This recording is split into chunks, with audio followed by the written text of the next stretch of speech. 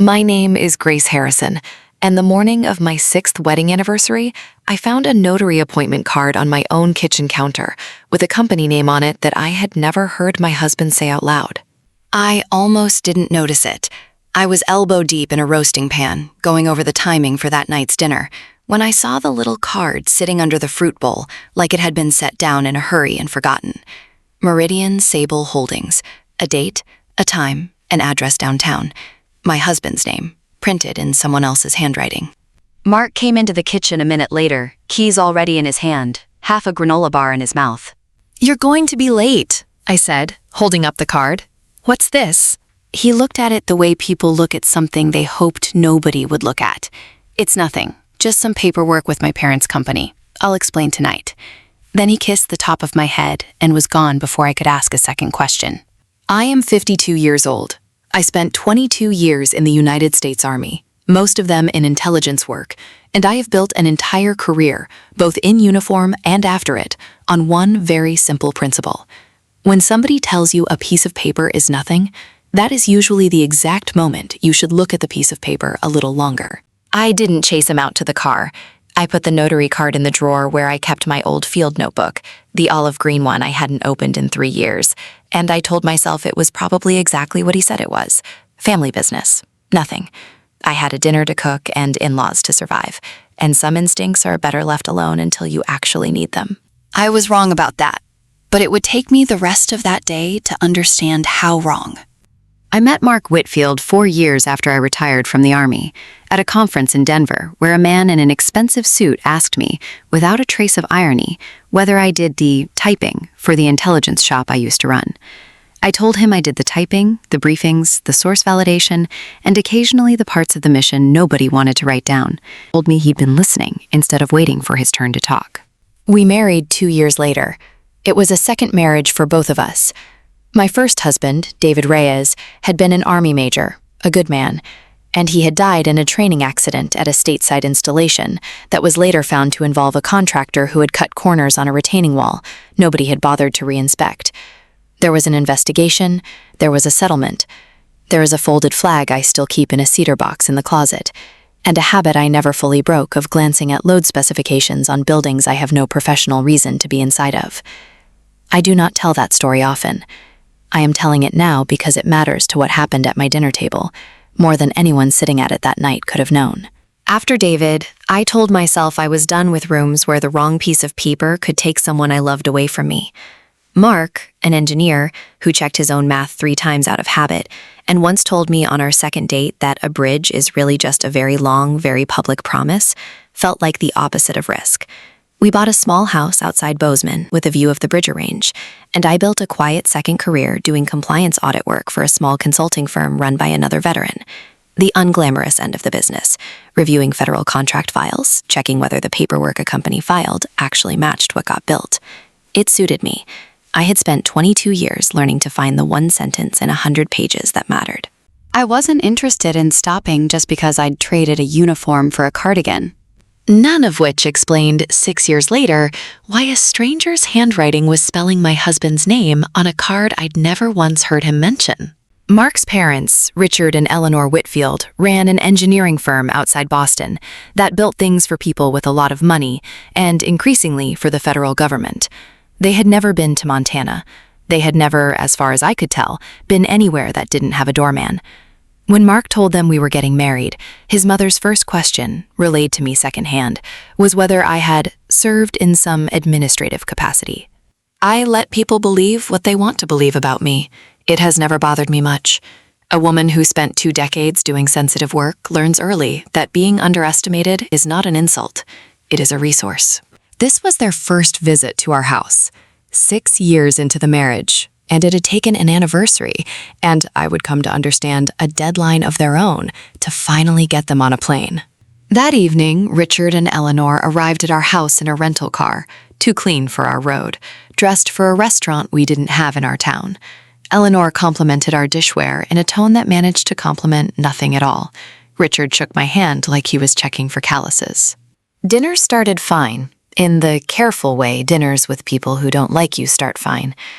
Eleanor asked about the winters out here.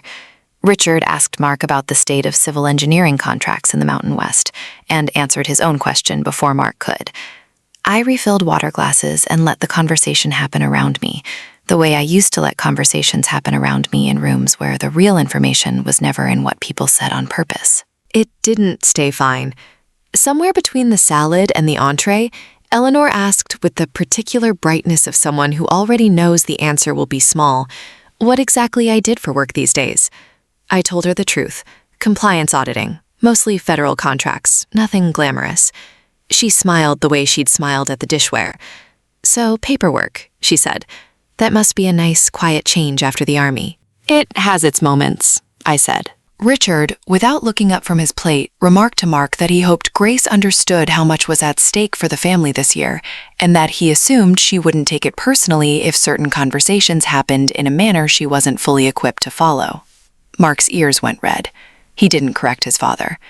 I refilled Eleanor's water glass and said nothing, because I had learned a long time ago that the moment to react is rarely the moment the insult lands. Halfway through the entree, Richard's phone buzzed. He didn't excuse himself. He glanced at it, frowned, and murmured something to Eleanor about the Cassidy numbers not being final yet, and whether Meridian Sable was going to close out clean before the audit. Eleanor said something about hoping Larry had the file straightened out this time, and that they didn't need any more delays given everything else going on. I set my fork down, not for effect. I set it down because I needed both hands still and my full attention, and because some part of my brain that had been quiet for 3 years had just woken all the way up. I had heard the words Meridian Sable once already that day, on a notary card on my own kitchen counter. I did not say anything. I have spent a career not saying anything at the exact moment when saying something would cost me more than it would gain me. Richard and Eleanor kept talking, low and unhurried, the way people talk when they've decided the room is safe. They weren't discussing an inheritance dispute. Richard used the phrase audit exposure. He used the phrase the Ashworth file, and then caught himself and didn't say it again. Eleanor asked if Mark's signature on the earlier documents would be enough, or if they'd need something more formal before the deadline. Richard said the notary appointment would take care of that. Mark said nothing. He looked at his plate. I asked, in the most ordinary voice I had, whether Meridian Sable was a subsidiary or a separate holding entity for tax purposes. It was a small, precise, boring question. The kind of question only somebody who understood exactly what a shell holding company was for would ask. Richard's fork paused for half a second over his plate. It was such a small thing. Most people at that table wouldn't have caught it. I had spent 2 decades reading rooms for exactly that kind of small thing. It's just family business, Grace, Eleanor said, smiling the way she smiled at people she'd already decided didn't matter. Nothing you'd need to worry about. Of course, I said, and picked my fork back up. But something in me had already changed shape. I was no longer the daughter-in-law from Montana who did some administrative capacity of work. I was a woman who had spent 22 years learning to notice exactly the kind of thing Richard Whitfield had just let slip across his own dinner plate, and I was going to find out what it meant. Eleanor, encouraged by my silence, kept going. She said they needed Mark to have some space to think about his future before the end of the month. She said it the way you'd say it about a young man deciding between graduate schools, not about a married man sitting 3 feet away from his wife. She said the deadline mattered, that Larry had told Richard they needed everything signed and notarized before the review started, and that it would be easier for everyone, especially Mark, if certain arrangements were made now rather than later. Mark still said nothing. That was the part that hurt, if I'm honest. Not his parents' condescension. I had armor for that. His silence. I looked at him. He wouldn't look back. What arrangements, I said, would those be? Richard set down his wine glass with more force than the moment called for. This isn't the time, Grace. You've brought it to my table, I said. I think it's exactly the time. Eleanor's expression flickered. Not guilt, not yet, but something close to recalculation, like she was realizing the conversation had drifted somewhere she hadn't planned to let it go. Richard changed the subject to the drive from the airport. I let him. I had learned what I needed to learn for one night, and pushing further at that table, with no evidence and no plan, would have cost me the one advantage I actually had. They still believed I hadn't understood a word of what mattered. They left for their hotel a little after 9. Mark closed the door behind them and stood in the entryway for a long moment before he came into the kitchen, where I was standing at the counter with my arms crossed. "Grace," he started. "How long have you known about a deadline?" I asked. He looked for the first time in 6 years of marriage, genuinely afraid of me. "A few months." And the notary appointment on my counter this morning. "It's not what you think." "I don't know what I think yet," I said. "That's the problem. Tell me what I'm supposed to think." He sat down at the table instead of answering right away, which told me more than any sentence could have. Mark was a careful man, an engineer by training and temperament, and careful men do not sit down slowly unless they are buying time. "My father asked me to review some documents," he finally said, "about the company, about some restructuring. I signed a preliminary one a few weeks ago. I didn't think it was a big deal." What kind of restructuring? "Financial, corporate. I don't fully understand all of it, honestly. He said it was about protecting the business ahead of some routine federal paperwork." "Federal paperwork on what contract?" Mark hesitated. "Ashworth, I think? The military housing project. Grace, I really don't know the details. He doesn't tell me the details. He tells me where to sign." I felt something settle into place inside me, cold and very quiet. Ashworth, family housing, military families. "Where are the documents you signed?" I said. My email, probably. I didn't keep paper. "I want to see them. Tonight." He didn't argue. He pulled them up on his laptop at the kitchen table, and I read through language I understood far better than he did. Assignment of interest, indemnification, transfer of managing authority. Legal architecture built for exactly one purpose: making sure that whatever came out in an audit landed somewhere it couldn't be easily traced back to Richard Whitfield personally. You didn't write this, I said. "No." You didn't understand what you were signing. He didn't answer that one at all, which was its own answer. I closed the laptop. "Mark, I need you to hear me clearly. I am not angry that your parents don't like me. I have never needed them to like me. I am asking you why you let your father hand you documents connected to a military housing contract without asking a single question, and why nobody in this family thought I needed to know there was a deadline." "Because I knew you'd react exactly like this," he said, and for a second there was something almost like resentment in it. "Good," I said. "You should have known that a long time ago." I didn't sleep much that night. I lay in the dark, going over every phrase I'd heard at that table. Meridian Sable, the Cassidy numbers, Ashworth, audit exposure, turning them the way I used to turn fragments of intercepted communication, looking for the shape underneath the words. Somewhere around 2 in the morning, I got up, went to the drawer where I'd put the notary card, and took out my old field notebook instead. The cover was cracked at the spine. I hadn't needed it in years. I opened it to a blank page and started writing down everything I could remember, in order, the way I'd been trained to do it a lifetime ago. By sunrise, I had a page and a half of names, dates, and half-formed connections, and one very specific memory nagging at the back of my mind. A name I'd seen once, years earlier, in a stack of federal contract award notices I'd reviewed for an entirely different client. Ashworth Family Housing, a base construction project for enlisted families. I hadn't thought about it in years. I hadn't needed to, until last night.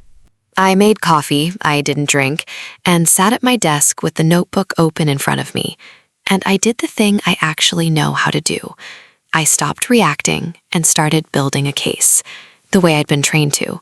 Timeline first, left to right, cause before effect. No conclusion allowed until the dates actually lined up on their own. The first call I made that morning was Denise Okafor.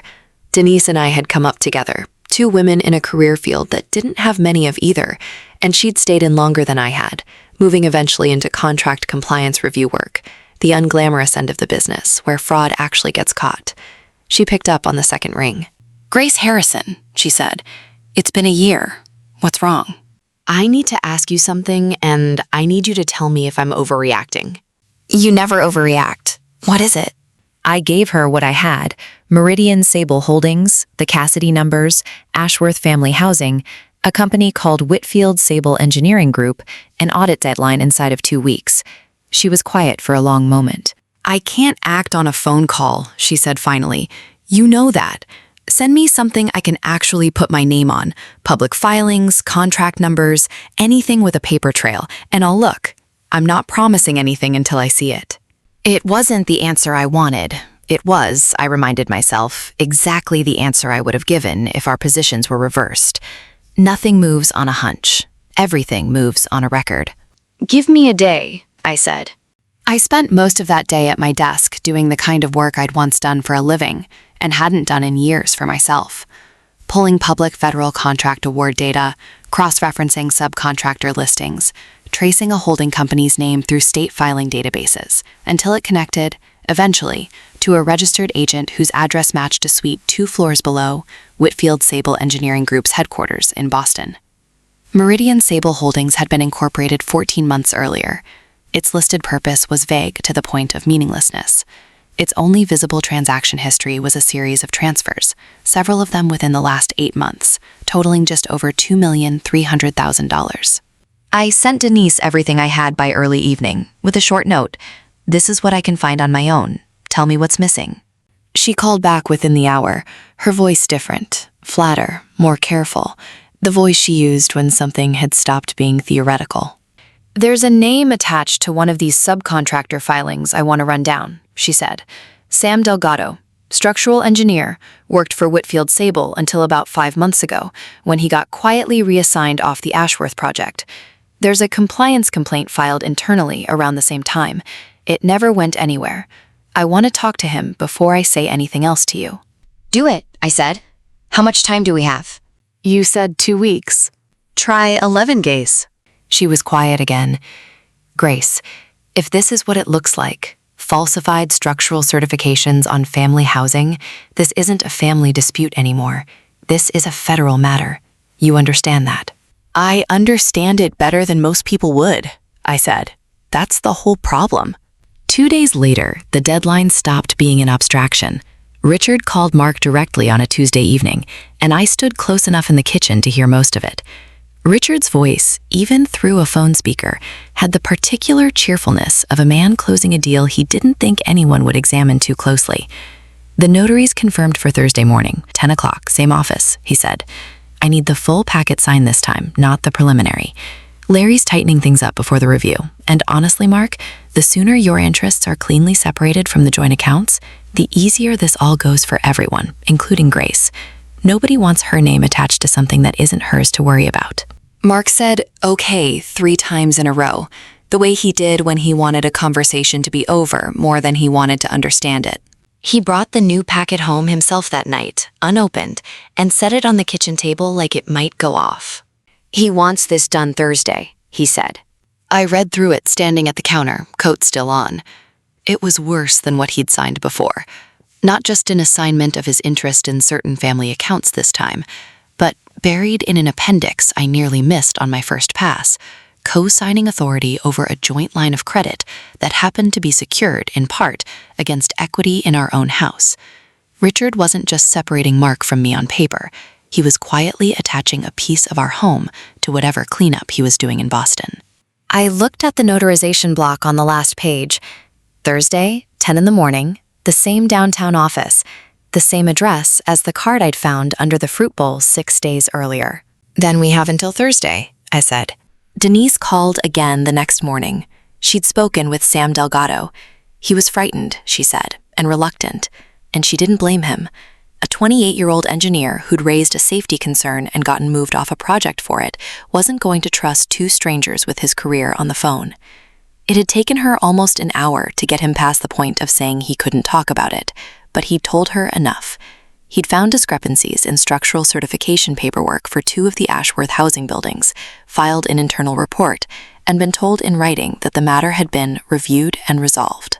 3 weeks later, he'd been quietly moved to a smaller project on the other side of the state, with no explanation beyond a phrase his supervisor used more than once, a better fit for your bandwidth. He'd kept a copy of his original email sitting untouched in a folder on his personal laptop because some part of him had known even then that he might need it someday and hoped he never would. That's intent, Denise said. That's not an accounting error anymore. That's somebody choosing not to fix a known problem because fixing it costs money and time they didn't have before the audit. Can you move on it? I can open a review. I can flag the transaction pattern and Sam's complaint together. I can request the contractor's certification records directly. What I can't do is stop a private notary appointment in Montana. That's yours to handle, if it comes to that. That night, after I'd already gone up to bed, I heard Mark on the stairs long after I thought he'd gone to sleep in the guest room, where he'd been staying since our conversation 4 nights earlier. He knocked, which he didn't usually do, and I told him to come in. He sat on the edge of the bed, not looking at me, turning something over in his hands that I couldn't see in the dark. "There's something I didn't tell you," he said, "about the first document, the one I signed before all this." Tell me now. It wasn't just a preliminary agreement. It was collateral. My father used my signature, my interest in some family accounts, to secure financing for the company a few months ago. I didn't understand that's what it was until I actually read the language again tonight. I thought I was helping him get through a slow quarter. I think I might have helped him cover something a lot bigger. You know what? No, I swear to you, Grace, I don't. I just know it's connected to Ashworth because that's the file he kept referencing when he called. I sat with that for a moment. My husband, a careful man who checked load calculations 3 times before signing off on a beam, had signed something he didn't understand because his father had asked him to, and it had become collateral in a scheme that might involve the safety of military families' homes. I was angry. I want to be honest about that. But underneath the anger was something else, the particular familiar grief of David, of a retaining wall nobody re-inspected, and the family that trusted a piece of paperwork they had no reason to distrust. "Why didn't you tell me the moment you signed it?" I asked. "Because he told me it was routine, and because some part of me didn't want to know it wasn't." He finally looked at me. "I've spent my whole life being the son who doesn't ask hard questions of my father. It was easier. I told myself that was loyalty. I don't think it was. I think it was just fear wearing loyalty's clothes." That's the most honest sentence you've said to me in a week. "I know." His voice cracked slightly on it. "I keep thinking about the families who are supposed to live in those buildings. I design things people trust with their lives, Grace. I don't know how to sit with the idea that I might have helped hide a problem in one." Then don't sit with it, I said. Do something with it instead. Thursday, I said, you are not signing anything, and you're coming with me, and you're going to tell the truth in that room. All of it, even the parts that make you look careless. Can you do that? He looked at me for a long moment in the dark. "Yes," he said, "I can do that." Denise called once more before dawn on Thursday, earlier than either of us usually functioned. "I don't have enforcement authority to stop a private notarization," she said. "I want to be straight with you about that. What I have is an open review, Sam's original complaint on record, and a transaction pattern that doesn't have an innocent explanation I've been able to find. If you can get me in front of anyone official this morning, even by phone, I'll say all of that on the record." "That's enough," I said. "That's more than enough." Mark drove us into town that morning. Neither of us said much. I remember the way the light came up over the bridgers, ordinary and unbothered, the way mountains are about things that feel enormous to the people standing under them. I had my notebook in my bag. I had Denise's direct line saved at the top of my recent calls. I did not have a plan that guaranteed anything. I had 11 days of work and a willingness to say out loud, in front of the 2 people who had spent a week deciding what I was and wasn't capable of understanding, exactly how much I understood. Richard Whitfield walked into that notary's office on Thursday morning, looking like a man who had already finished the hardest part of his week. He wore the kind of confidence that only comes from believing, completely, that nobody in the room understands what's actually happening. He shook the notary's hand, made a small joke about Montana weather, and glanced at his watch. Not anxious, just efficient. A man checking an item off a list before lunch. "Shall we get this handled?" he said, sliding into the chair across from Mark, "so we can all move on with the day?" Eleanor sat beside him, composed, a folder of her own resting in her lap that I suspected held nothing more than a magazine she had no intention of reading. She had the look of someone who had decided the difficult part of this trip was already behind her. The notary, a woman named Priya Anand, who had clearly done this exact appointment 1,000 times, began reading through the packet aloud in the flat, procedural cadence notaries use, confirming names, confirming addresses, confirming that both parties understood what they were signing before she'd let a single signature go on the page. It was slow. It was meant to be slow. I sat beside Mark, close enough that our shoulders touched, my notebook closed on the table in front of me, my phone unlocked in my lap, and 11 days of work sitting quietly behind my eyes, waiting to see whether I'd need it at all. Richard's phone rang partway through. He glanced at the screen, frowned, and because he had spent 79 years believing that whatever he said in front of family didn't require caution, answered it right there at the table. "Larry," he said, "tell me the audit request came back clean." A pause. His jaw tightened, almost imperceptibly. "What do you mean they want the original certification file, not the amended one? That file doesn't... Larry, that file was supposed to be replaced 18 months ago." Another pause. Longer. "The collateral documentation? On Mark's accounts. Is that... No. No, I need that pulled before anyone at Ashworth Family Housing sees a version of that file with the original numbers on it." He wasn't performing for us. That was the thing that made it so damning. He had simply forgotten, for 11 seconds, that we were sitting there, because the call mattered more to him than the room did. Mark went very still beside me. I set my hand flat on the table, not dramatically, just enough to steady myself, and I said, in the same even voice I'd used at the dinner table 5 days earlier, "Richard, is that Larry from Whitfield Sable's compliance office, or Larry from Meridian Sable Holdings? I want to make sure I understand which file you're referring to." Richard lowered the phone slowly. For the first time since I'd met him, he looked at me like he was actually seeing me. "How do you..." he started, and didn't finish the sentence. "I spent 22 years doing exactly this kind of work," I said, "reading documents, finding the version that doesn't match the version somebody wants people to see. I know what an amended certification file usually means when the original one has a problem, serious enough that somebody needs collateral fast." Eleanor's folder slid slightly in her lap. "Grace, whatever you think you understand." "I understand that Ashworth Family Housing is a military housing project," I said.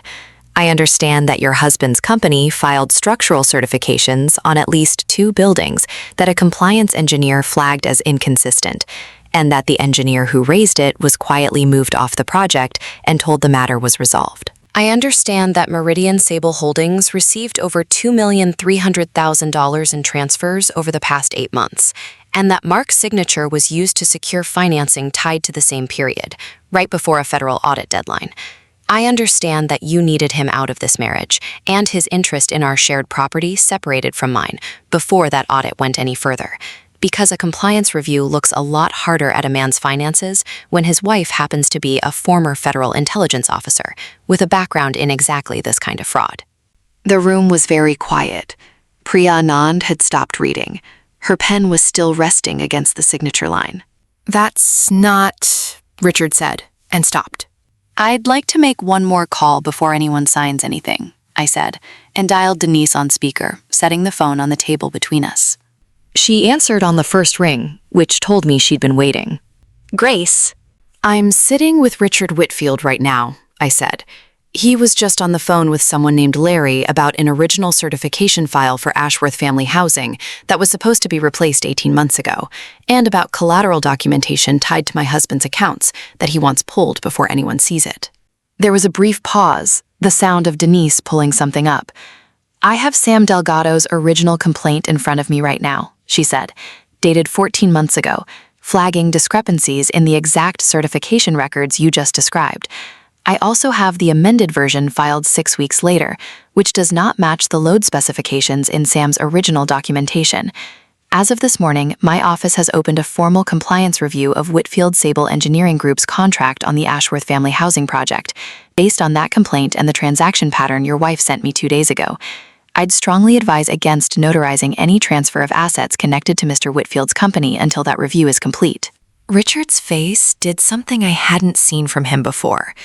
Not anger, not yet, but the particular blankness of a man watching a version of himself he'd never had to imagine collapse in real time. Priya set down her pen entirely. "I'm not comfortable notarizing this transaction," she said, quiet but firm. "Not with an active federal compliance review just referenced on the record. I'd recommend you both speak with independent counsel before proceeding with anything." Eleanor made a small sound, not quite a word, and reached for Richard's arm. He didn't take her hand. He was still looking at me, and something in his face had gone from confusion to a kind of arithmetic. A man recalculating, too late, everything he'd assumed about who was sitting across from him at his son's dinner table. "Grace," Eleanor said, "we never meant for it to go this far. We only wanted to protect."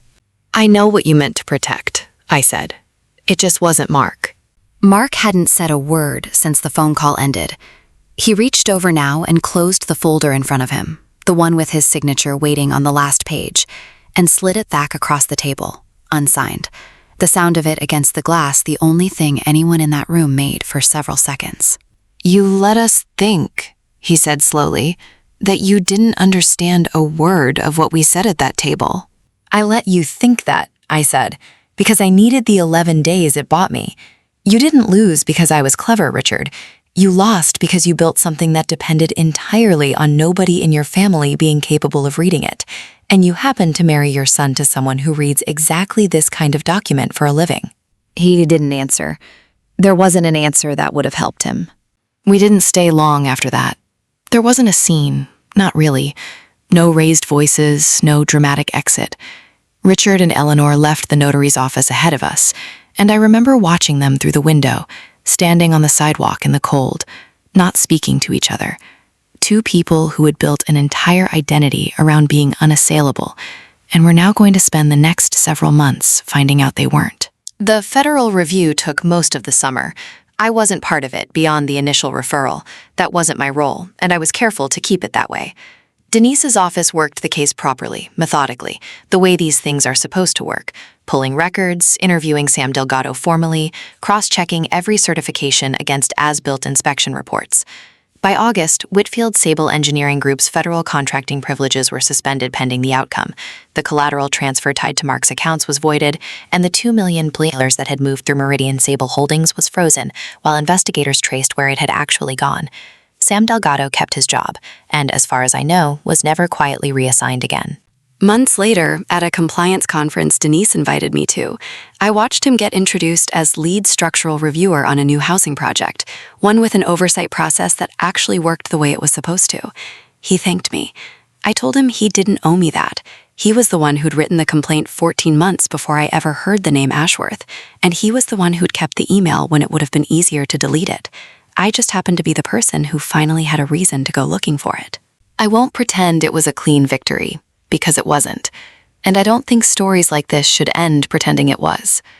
Richard's company survived. Smaller, under different management. Within a year, its name eventually changed.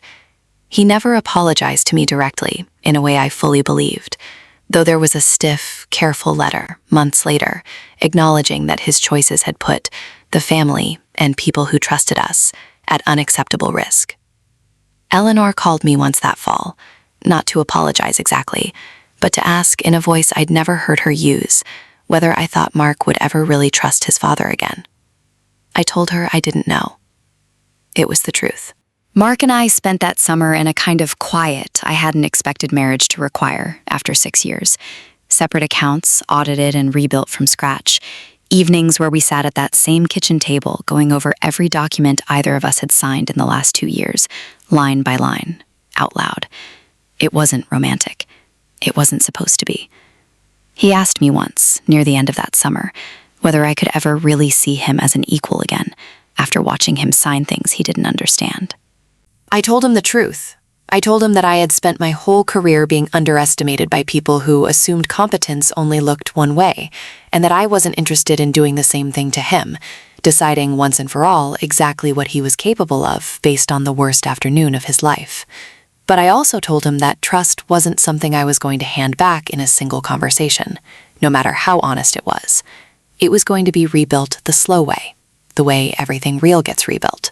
One signed document, one hard conversation, one ordinary Tuesday at a time. Some evenings that fall, I'd catch him reading contracts at the kitchen table with a level of attention he'd never used to bring to paperwork, asking me questions instead of assuming. And I understood that this, more than any apology from his parents, was the part of the story that actually mattered. Eleanor and I speak occasionally now. Carefully. The way you speak to someone you're still deciding whether to trust. She came out to Montana alone the following spring, without Richard, and stood in my kitchen asking questions about the mountains instead of the winters. And near the end of that visit, she told me she'd spent 30 years assuming that the people who challenged her husband simply didn't understand him well enough. "I don't think I ever once asked what you understood," she said. "I only ever asked what you didn't." I didn't tell her it was fine. It wasn't entirely, not yet. But I told her I appreciated her saying it out loud, and that felt like enough for one afternoon. I still have the field notebook. It sits on a shelf in my office now, next to a small citation I earned years ago for flagging a contractor fraud overseas, one that used to hang in a spot nobody in this family had ever asked about, and a photograph of David in his dress uniform that I finally stopped putting away whenever the Whitfields visited. I don't need the notebook in a drawer anymore, waiting to be needed. I know exactly what I'm capable of, and I stopped requiring anyone else's surprise to confirm it. People sometimes ask me, when they hear this story, whether I regret not confronting Richard and Eleanor harder that first night at dinner, whether I should have said something the moment I understood what they were talking about. I don't. Some of the most important work I ever did in uniform was the work of staying quiet exactly long enough to be right, and I wasn't going to abandon that discipline the one time it actually mattered inside my own house. I think about David sometimes still when I walk past a construction site, or when Mark shows me drawings for a project he's proud of. I think about how much of loving someone is really just trusting the paperwork they hand you, trusting that the wall will hold, that the account is what they say it is, that the person across the table actually sees you. I didn't get that trust back from Richard and Eleanor by winning an argument. I got a small, incomplete version of it back by doing the slow, unglamorous work of being right, carefully, one document at a time, and by refusing to let anyone's condescension talk me out of finishing the job. If you're sitting at a table right now where somebody is talking past you in the vocabulary of their own expertise, legal language, financial language, the particular jargon of people who think their money makes them fluent in something you're not, I'd ask you to consider this. Understanding is not something you owe anyone a warning about. You are allowed to listen first and decide what to do with what you've heard on your own timeline, not theirs. If this story meant something to you, I'd like to hear which part did. The notary card on the counter, the 11 days, or the moment Richard forgot we were listening. Tell me in the comments. And if you know someone who's ever been underestimated at their own dinner table, send them this one.